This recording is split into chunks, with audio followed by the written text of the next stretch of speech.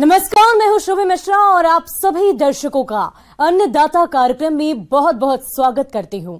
हमारे देश का किसान जन का पोषक है, वो श्रम का देवता है, अन्नदाता है और उसमें ही भारत की आत्मा निवास करती है। ऐसे ही किसानों की प्रगति के लिए हम खेती बाड़ी से जुड़ी बहुत सी नई लाभकारी जानकारियां हर रोज सुबह आपके लिए लेकर आते हैं। तो चलिए कार्यक्रम शुरू करने से पहले देखते हैं क्या है आज के अन्नदाता में खास। उन्नत तकनीक से मूंग की खेती करके लें अधिक पैदावार। फलदार पौधों की नर्सरी तैयार कर रहे किसान से मुलाकात।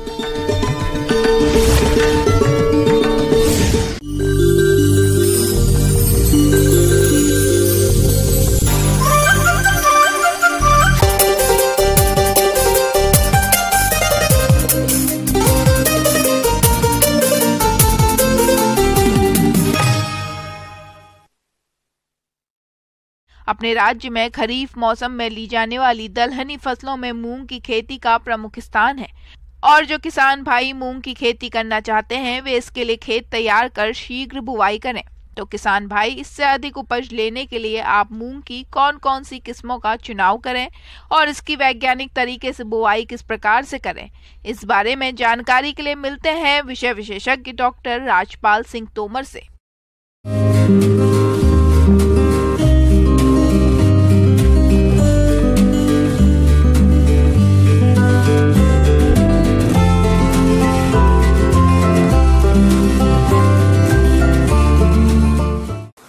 बरसात की फसल जो खरीफ की मुख्य फसल है हमारी, वो मूंग भी है। गर्मियों में भी वो लोग उगाते हैं कुछ लोग, लेकिन गर्मियों में मूंग ठीक है, लेकिन बरसात की भी हमारी वो मूंग मुख्य फसल है। सबसे बात आती है मूंग की वैरायटियों का चयन। मूंग की अगर प्रजातियाँ आप अच्छी लगा रहे हैं तो आपको उत्पादन बहुत अधिक मिलेगा। प्रजातियों के बारे में जहाँ तक बात आती है तो मूंग की हमारे पास कई वैरायटियाँ हैं, जैसे शिखा, विराट, PDU 139 और कई वैरायटियाँ हमारी मार्केट में भी उपलब्ध हैं। अगर आप सबसे अच्छी जो वैरायटियों की आजकल की डेट में जो बात कर रहे हैं, PDM 139 बहुत अच्छी वैरायटी है, शिखा और विराट बहुत अच्छी वैरायटी है। तो इनको अगर आप लगाएंगे तो इनमें पीला मोजेक की समस्या भी काफ़ी हद तक कम है। किसान भाइयों, मूंग खरीफ फसल में उगाई जाने वाली प्रमुख दलहनी फसल है जो कम समय में पककर तैयार हो जाती है। मूंग की खेती के लिए दोमट के बलुअर, दोमट भूमियां जिनका pH मान 7.0 से 7.5 हो, इसके लिए उत्तम है। इसके अलावा खेत में जल निकासी की उत्तम व्यवस्था होनी चाहिए। फसल की खेती की तैयारी करने के लिए किसान भाइयों को गर्मियों में एक गहरी जुताई कर दी होगी, मेरे को आशा है, और गहरी जुताई करने के बाद 1-2 बार कल्टीवेटर चलाने के बाद उसमें पाटा लगा लें। अंतिम पाटा लगाते समय किसान भाइयों को आग्रह करूंगा मैं कि उसमें गोबर की खाद अगर जितनी भी उपलब्धता के आधार पर अगर हो सके वो हमारे 50 से 100 कुंटल, 150 कुंटल, 250 कुंटल तक की रिकमेंडेशन पर हेक्टेयर की हम करते हैं किसानों से। अगर 250 कुंटल भी नहीं है तो 50-100 कुंटल भी अगर पर हेक्टेयर के हिसाब से वो अंतिम बुखारनी के समय खेतों में मिला देते हैं तो आपको रासायनिक उर्वरक की मात्रा में बचत होगी और आपकी जो मिट्टी है, मिट्टी का स्वास्थ्य भी अच्छा रहेगा, जलधारण करने की क्षमता भी बढ़ेगी और दूसरा हमारे खेतों में कार्बनिक मात्रा बढ़ेगी। किसान भाइयों, किसी भी फसल से अधिक उत्पादन प्राप्त करने के लिए खाद और उर्वरकों का संतुलित मात्रा में प्रयोग करना होता है। इसी बात को ध्यान में रखते हुए मूंग की फसल में नत्रजन 20 kilogram, phosphorus 40 kilogram, potash 20 kilogram और गंधक 25 किलोग्राम प्रति हेक्टेयर की दर से खेत की तैयारी के समय आधार खाद के रूप में उपयोग करें। किसान भाइयों, गर्मी में कतार विधि से बुआई के लिए मूंग का 20 से 25 किलोग्राम बीज प्रति हेक्टेयर पर्याप्त होता है, लेकिन रोगों के प्रकोप से फसल को बचाने के लिए बुआई से पूर्व बीज को कार्बन डाइजीन दवा 3 ग्राम प्रति किलोग्राम बीज की दर से बीज को उपचारित करने के बाद इसके साथ साथ में आपको बायो फर्टिलाइजर के रूप में जो जैव उर्वरक है हमारे राइजोबियम और PSP दोनों से बीज उपचार करें। 5 से 10 ग्राम प्रति किलोग्राम बीज की दर से अगर इनसे आप उपचारित करके बोते हैं तो आपको 15 से 25% तक खाद में बचत होती है। और दूसरा सबसे बड़ी बात आती है, मैं आपको एक बात बता रहा हूँ बहुत अच्छे से, सबसे पहले बीजोपचार हमें करना है उससे फंजीसाइड से, जो ऐसा मैंने आपको कार्बनडाइजिम बताया। दूसरी बार उससे उपचारित करना है आपको इंसेक्टिसाइड से अगर आपको करना है तो तीसरी बार में उपचारित करना है आपको जैव उर्वरक से। तो इस क्रम को आप ना भूलें। इस क्रम का सबसे अच्छा उदाहरण है आपको FIR। दूसरी बात आती है, अगर इसकी हम दूरी कितनी रखें मूंग की, और दूरी के साथ साथ में हम इसकी बोनी कैसे करें। लाइनों में अगर आप बोनी करेंगे तो आपको उत्पादन अधिक प्राप्त होगा, कर्षण क्रियाएं करने में आसानी रहेगी। 30 से लेकर 45 सेंटीमीटर की दूरी हम इसमें रख सकते हैं बहुत अच्छे से। अगर भारी ज़मीन है तो 45 सेंटीमीटर रखें, हल्की ज़मीन है, ढालू ज़मीन है, बहुत हल्की ज़मीन है तो उसमें 30 सेंटीमीटर कुण से कुण की दूरी आप अवश्य रखें। पौधे से पौधे की दूरी की बात आती है तो 15 से 20 सेंटीमीटर पौधे से पौधे की दूरी आप इसमें रख सकते हैं। मूंग की फसल में नींदा नियंत्रण सही समय पर नहीं करने पर फसल की उपज में 40 से 60% तक की कमी हो सकती है। नींदा नियंत्रण के लिए पेंडिमिथिलिन दवा की 3.3 लीटर मात्रा को पानी में घोलकर प्रति हेक्टेयर की दर से बीज बुआई के 72 घंटे के अंदर छिड़काव करने पर मूंग की फसल में खरपतवार नहीं उगते हैं। खरपतवार प्रबंधन के लिए आप जब हमारी फसल 15 से 20 दिन की हो जाए उस समय आप इमेजाथापर 750 ml पर हेक्टेयर और दूसरा क्विजलोफॉर्पेथाइल 750 ml प्रति हेक्टेयर, दोनों को अगर मिला के आप स्प्रे कर देते हैं। और स्प्रे करते समय एक बात ध्यान रखना चाहिए कि हमारे खेत में नमी होना बहुत आवश्यक है। सूखे में अगर आप स्प्रे करेंगे तो आपको खरपतवार नाशी का अच्छे से लाभ नहीं मिलेगा और आपकी पैसे की हानि होगी। जल प्रबंधन आप कैसे करें, जल प्रबंधन के बारे में मैं आपको बता दूं, अगर कहीं बारिश अधिक हो जाती है बहुत ज़्यादा तो हमारे खेतों में आपको लगता है कि पानी निकासी की व्यवस्था बहुत अच्छे से होना चाहिए। पानी निकासी की अगर व्यवस्था नहीं हुई तो हमारी दलहनी फसलों में काफ़ी नुकसान होने की संभावना रहती है। अगर मॉइस्चर स्ट्रेस आता है, ड्राई स्पेल कहीं आ जाता है, लंबा पानी नहीं गिरता है 15-20 दिन, तो हल्की सी सिंचाई देने की भी उसमें आवश्यकता आपको रहती है। तो आप जल प्रबंधन के बारे में भी थोड़ा सा ध्यान रखें। भारी मिट्टियों में वैसे जनरली बरसात की फसल में आवश्यकता नहीं पड़ती है। तो इसी प्रकार से जो मेरे द्वारा बताई गई जो आपकी टेक्नोलॉजी है उसको अगर आप उपयोग करेंगे, उस तरीके से अगर आप मूंग की आप खेती करेंगे तो आपको उत्पादन काफ़ी अधिक प्राप्त होगा। और उत्पादन की जहाँ तक बात है तो मूंग का उत्पादन आपका 10 से 12 कुंटल पर हेक्टेयर तक आसानी से आप प्राप्त कर सकते हैं। और सबसे अच्छी बात है एमएसपी, मूंग का एमएसपी 7,500 से ऊपर सरकार ने कर दिया है। ये बहुत ही अच्छी बात है, बड़ा हर्ष का विषय है। तो 7,500 से करने के बाद इकोनॉमिक रूप से हमारी अन्य फसलों की तुलना में मूंग हमारी फसल बहुत ही ज़्यादा लाभकारी सिद्ध होगी। किसान भाइयों, अब लेते हैं एक छोटा सा ब्रेक।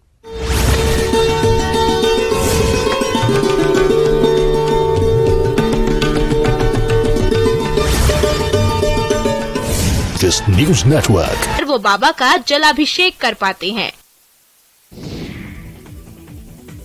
निवाड़ी में बेतवा नदी के टापू पर फंसे 5 लोगों को एसडीआरएफ की टीम ने बचाया। ये लोग रामराजा सरकार के दर्शन करने आए थे और रात में नदी में नहाने गए थे। इसी दौरान जल स्तर बढ़ने के चलते 5 लोग शीतला माता मंदिर के पीछे की ओर बने टापू पर फंस गए।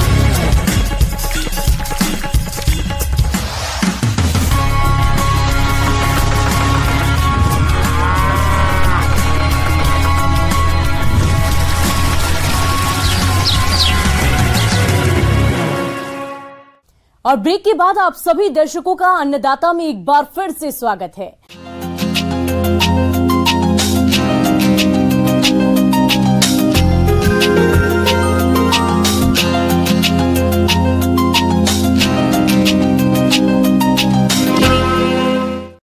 किसान भाइयों, बागवानी तेजी से उभरता हुआ कृषि व्यवसाय बनता जा रहा है। यदि बात करें फलदार पौधों की नर्सरी की, तो इसकी नर्सरी तैयार करके किसान अपने खेत में तो लगा ही सकते हैं, साथ ही इन पौधों को बेचकर अच्छी आय भी कमा सकते हैं। आज हम आपको गांव ढोटसर, जिला जयपुर के किसान रमेश यादव से मिलवा रहे हैं, जो फलदार पौधों की नर्सरी तैयार कर रहे हैं। तो आइए मिलते हैं इन्हीं से और जानते हैं कि ये किसान किस प्रकार से फलदार पौधों की नर्सरी तैयार कर रहे हैं।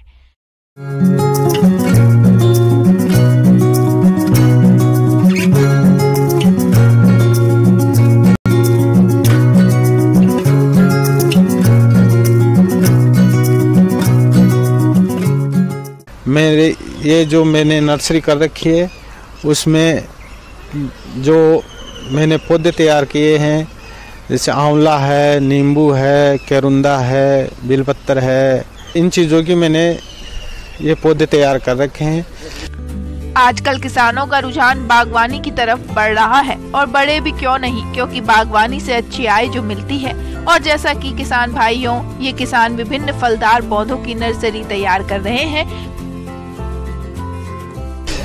इसमें ध्यान रखने की बात यह है, पहले जैसे गर्मियों में विशेष ध्यान पानी की ध्यान रखना चाहिए, सर्दियों में पाला का ध्यान रखना चाहिए। और दूसरी बात, समय समय पर गुड़ाई है, कोई अगर कीट लग रहा है तो दवाई का स्प्रे है। ये कुछ बातें ध्यान रखने की है। अब जैसे मैंने आंवला है, नींबू है, केरुंदा है, बेलपत्र है, ये मैं खुद यहाँ मेरी नर्सरी में पौधे तैयार करता हूँ। और जैसे आंवला है, आंवला का बीज मेरे खुद के जो बगीचा है उसमें से जो मात्र वृक्ष है उससे मैं जो आंवले के फल आते हैं उससे मैं बीज तैयार करके जो थैलियों में लगा के और फिर ये जो देसी पौधे तैयार हो जाते हैं उसमें जो अपनी जो पेंसिल आकार का तना हो जाता है उसमें उसके बाद में उसमें कलम बनती है। जो कलम बनती है वो जो मेरे यहाँ नर्सरी में मात्र वृक्ष हैं उसमें से कलम लेके मैं जो आंवला है उसमें कलम बांधता हूँ। ये कलम बांधने के बाद में जुलाई अगस्त में ये 1-1.5 फीट की हो जाएगी। तो अपन जैसे किसान भाई अगर कोई लेना चाहता है तो वो नर्सरी से ये आंवले के पौधे ले सकता है। इसी प्रकार जैसे केरुंदा है, केरुंदा का जो ये बीज से तैयार होता है। पहले ये इनकी क्यारियाँ गुड़ाई करके क्यारियाँ तैयार होती है। उन क्यारियों में वो जो बीज रोपण होता है उसमें रोपण होने के बाद में उसमें पानी चलना चाहिए। पानी चलने के बाद में उसमें 10-15 दिन रोज बाद में उसमें जो खरपतवार है वो उगाती है तो उसको निकालना है। ये जो अपने जो केरुंदा का जो बीज क्यारियों में लगाया ये अगली साल बरसात जुलाई में अपन थैलियाँ भर के उसमें ट्रांसफ़र कर सकते हैं। तो ये अपने केरुंदे के पौधे तैयार हो गए। जैसा कि ये अपने जो कुछ पौधे ऐसे हैं जो कटिंग से तैयार किया है, जैसे पॉपुलर है, मोगरा है, गुड़ल है, डबल चांदनी है, रात रानी है, कनेर है, ये कटिंग से तैयार होता है पौधा। पौध की अच्छी वृद्धि और विकास के लिए नियमित रूप से नर्सरी में सिंचाई करनी चाहिए। नर्सरी में सिंचाई झाड़े के द्वारा करें ताकि नर्सरी में अधिक पानी न भर सके और आपको स्वस्थ पौधों की प्राप्ति हो सके। बस ध्यान ये रखना है इसमें एक तो पानी का, दूसरी बात समय समय पर उसमें गुड़ाई, कुछ अगर कीट वगैरह लग रहा है तो उसमें कुछ दवाई का स्प्रे, ये विशेष ध्यान रखना चाहिए। बरसात आ गई तो बरसात के टाइम में पानी की विशेष प्रकार की कोई ज़रूरत नहीं होती है। जैसे कोई अगर उसमें कोई बीमारी है उसको दवाई का स्प्रे करना चाहिए। किसान भाइयों, अभी फलदार पौधों को लगाने का सही समय चल रहा है। तो आप जिस भी किस्म का फलदार बाग लगाना चाहते हैं उसी किस्म के पौधे का चयन कर रोपाई करें ताकि आने वाले समय में आपको गुणवत्ता युक्त अधिक फल उत्पादन मिल सके। अब जुलाई महीने में क्या बरसात स्टार्ट हो जाती है तो पौधे किसान भाई अपने अपने खेत में लगाना स्टार्ट कर देते हैं। जुलाई, अगस्त, सितंबर तक पौधे किसान भाई खेतों में लगाते हैं, सितंबर तक लगाते हैं। अक्टूबर का महीना जैसे आता है तो अपन को जैसे किसान भाई खेत में अगर पौधे लगाया है तो अक्टूबर नवंबर के महीने में अपन को खाद डालनी है। उसमें जो जिस खेत में अपने पौधा प्लांटिंग्स किया है उसमें खाद डालनी है। उससे क्या है, नवंबर दिसंबर में सर्दी आ जाती है तो उसने खाद डाला है, उस खाद से क्या होता है उस पेड़ में गर्माश रहती है तो सर्दी का भी एक तो प्रकोप कम रहेगा। दूसरी बात, जैसे ही जनवरी फरवरी आएगी तो पौधे में ग्रोथ शानदार होगी। जैसे दिसंबर का महीना है तो दिसंबर के महीने में सर्दी का प्रकोप ज़्यादा रहता है। तो और दूसरी बात, अगर नर्सरी में अगर छोटे पौधे हैं या किसान भाई के पास छोटे पौधे हैं तो उससे जो फूले आते हैं उससे भी अपन चारों मेर बांध के उसका सर्दी से बचाव कर सकते हैं। और फिर जैसे ही अपन को जो अपने पौधे के जो फूले बांधे हैं वो फरवरी के अंदर ही हटाना है। हटाने से क्या है, फरवरी में जो पानी अपने जो बांध दिया है वो हटाइए। उसमें क्या है, थोड़ा सा दिमक की दवाई तो दिसंबर जो बांधे ना वो पूरा उस टाइम में ही घेरनी चाहिए क्योंकि दिमक नहीं लगेगी। आगे और भी है खेती बाड़ी से जुड़ी बहुत सी रोचक जानकारियां। कहीं नहीं जाइएगा, रुकेंगे एक छोटे से ब्रेक के लिए।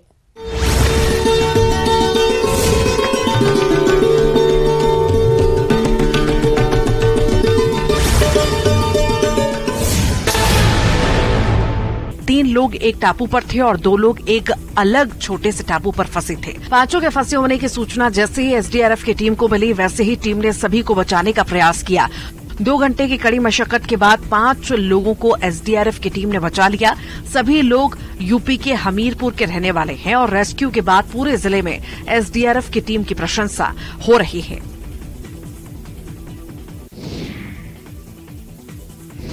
नालंदा के पर्यटन स्थल राजगीर में जबरदस्त रौनक देखने को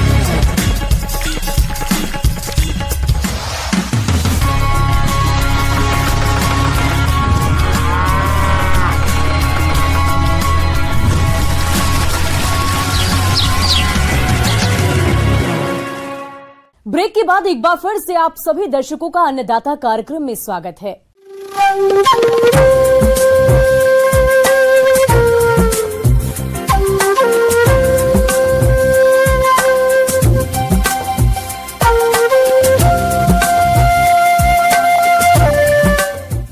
मौसम विभाग की रिपोर्ट पर साप्ताहिक कृषि सलाह कुछ इस प्रकार है।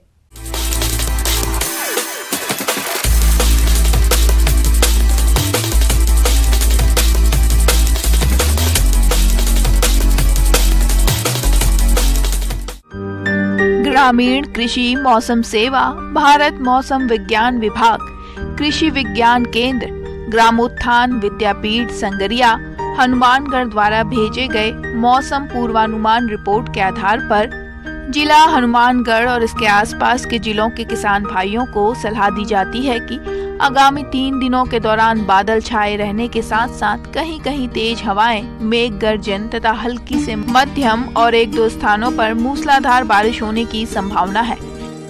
इन 3 दिनों में अधिकतम तापमान 34 से 35 डिग्री सेल्सियस और न्यूनतम तापमान 25 से 26 डिग्री सेल्सियस तक रह सकता है। अधिकतम सापेक्षिक आर्द्रता 69% और न्यूनतम सापेक्षिक आर्द्रता 55% रहने का अनुमान है। वहीं हवा की औसत गति 6 से 11 किलोमीटर प्रति घंटे की औसत गति से चलने की संभावना है। ऐसे में इन क्षेत्रों के किसान भाइयों को सलाह दी जाती है कि धान की रुपाई के बाद 15 दिनों तक खेत में 4 से 5 सेंटीमीटर पानी खड़ा रखें। इसके लिए समय समय पर सिंचाई करते रहें। नील हरित शैवाल का 1 पैकेट प्रति एकड़ प्रयोग उन्हीं खेतों में करें जहां पानी खड़ा रहता हो, ताकि मृदा में नाइट्रोजन की मात्रा बढ़ाई जा सके। ग्वार की फसल में चौड़ी पत्ती वाले खरपतवार तथा तांदला के नियंत्रण के लिए इमेजाथाई पर 10% SL सक्रिय तत्व 40 ग्राम या व्यापारिक उत्पाद 400 ग्राम मात्रा को 400 से 500 लीटर पानी में प्रति हेक्टेयर की दर से घोल बनाकर बुआई के 30 से 35 दिन बाद छिड़काव करें। छिड़काव के दौरान मिट्टी में उचित नमी होना जरूरी है। किसान भाई ध्यान रखें कि इस खरपतवार नाशी द्वारा उपचारित खेत में आगामी रबी मौसम में सरसों की बुआई करने पर उसकी अंकुरण क्षमता प्रभावित हो सकती है। अरंडी की सिफारिश किस्मों गोज 1, GOCH 4, RCH 1, MRCA 409 का उपयोग करें। बीजदार 3 से 4 किलो प्रति बीघा रखें। सिंचित क्षेत्रों में कतार से कतार 90 से 120 सेंटीमीटर तथा पौधों के बीच 90 सेंटीमीटर तथा असिंचित क्षेत्रों में 60 × 45 सेंटीमीटर की दूरी रखें। मूंग की बिजाई के लिए सिफारिश किस्में MH 1142, MH 421, IPM 23 Satya, SML 668 के 851, MUM 2 गंगोत्री गंगा 8 का प्रयोग कर सकते हैं। बीजदार 4 से 5 किलो प्रति बीघा प्रयोग करें। SML 668 के लिए 5 से 6 किलो बीज दर प्रयोग करें। कतार से कतार की दूरी 30 सेंटीमीटर रखें। तिल की बिजाई आने वाले दिनों में संभावित बारिश के बाद कर सकते हैं। सिफारिश किस्में RT 351, RT 46, C 50 बिजाई से पूर्व 3 ग्राम थायरम या कैप्टान से प्रति किलो बीज उपचारित करें। फिलोडी रोग नियंत्रण के लिए बीज को इमिडाक्लोप्रिड 70W S 5 ग्राम प्रति किलो की दर से बीजोपचार करें। किन्नों के बाग में कैंकर रोग नियंत्रण हेतु ताम्रयुक्त कवकनाशी कॉपर ऑक्सीक्लोराइड 250 ग्राम प्रति 100 लीटर पानी की दर से घोल बनाकर 15 दिन के अंतराल पर 2 छिड़काव करें। मानसून की बारिश होते ही पशुओं में गलाघोटू रोग होने की संभावना ज्यादा होती है। इसके साथ ही लंगड़ा बुखार होने की संभावना ज्यादा रहती है। ऐसे में पशुपालक और किसानों को सलाह दी गई है कि इस स्थिति में पशु चिकित्सालय या चिकित्सक से संपर्क कर लें। साथ ही पशुओं में टीकाकरण करवा लें। पशुओं में जूं चीचड़ से बचाव के लिए 2% साइपरमेथ्रिन पशु पर और 4% पशुशाला में छिड़काव करें। छिड़काव के समय पशु के आंख मुंह का ध्यान रखें।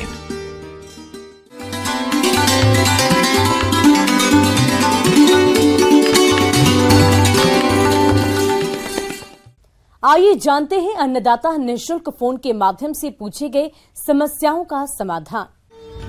अन्नदाता निःशुल्क फोन संपर्क सेवा के माध्यम से पूछे गए प्रश्नों में से आज हमने जिस प्रश्न को कार्यक्रम में शामिल किया है उसे पूछा है ग्राम खारिया, जिला कोटा के कृषक चेतन कुमार ने।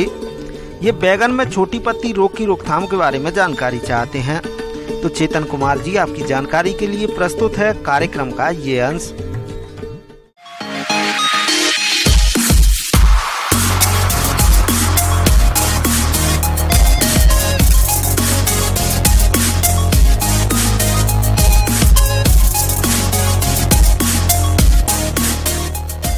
बैगन की जो फसल है उसमें हम देखते हैं कि एक छोटी पत्ती का रोग आता है और ये जो रोग है बैगन की फसल में माइकोप्लाज्मा के कारण होता है।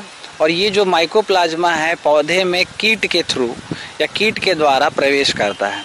और ये जो कीट है इसको हम हरा फुदका या इसको लीफ हॉपर के नाम से जानते हैं। और जब एक बार ये बीमारी से प्रभावित हो जाता है तो इसके कारण फसल में जो नुकसान है वो हमें आप फसल की बढ़वार से लेकर फसल जो फल बनाता है उसमें तक देखने के लिए मिलता है। हम देखते हैं कि जब इसके लक्षण की हम बात करें तो जो पौधा है उसकी पत्तियां आप जब देखेंगे कि पत्तियां छोटी छोटी हो जाती हैं, साथ ही साथ इसकी जो पौधे की लंबाई है वो भी सामान्य पौधों की लंबाई से बहुत कम देखने को मिलती है। अब बात आती है कि इससे सुरक्षा किसान भाई कैसे करें, इस रोग को आपके क्षेत्र में या आपके खेत में आने से कैसे रोकें।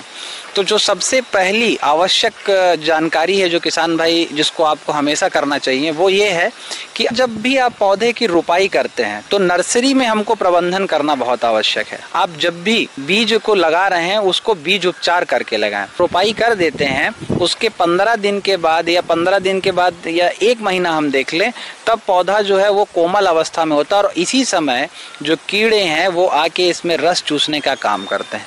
और जब वो रस चूसते हैं उसी समय जो हमारा जो माइकोप्लाज्मा डिसीज जो इसका वेक्टर है या इसका वाहक है इसको अंदर पौधे के अंदर प्रवेश करवा देता है। तो हमको क्या करना है, वाहक का नियंत्रण करना है। वाहक नियंत्रण के लिए बहुत सारी रासायनिक दवाएं उपलब्ध हैं। उसमें जो हम देखते हैं जो सबसे प्रभावी दवा है वो आती है थियोमेथॉक्सिम।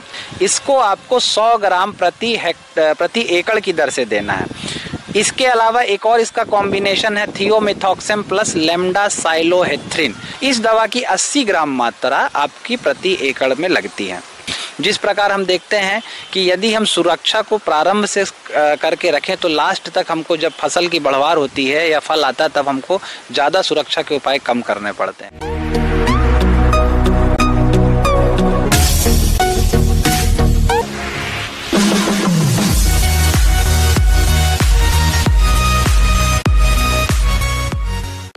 और एक नजर डालते हैं राज्य की कुछ मंडियों के प्रमुख फसलों के बाजार भाव पर।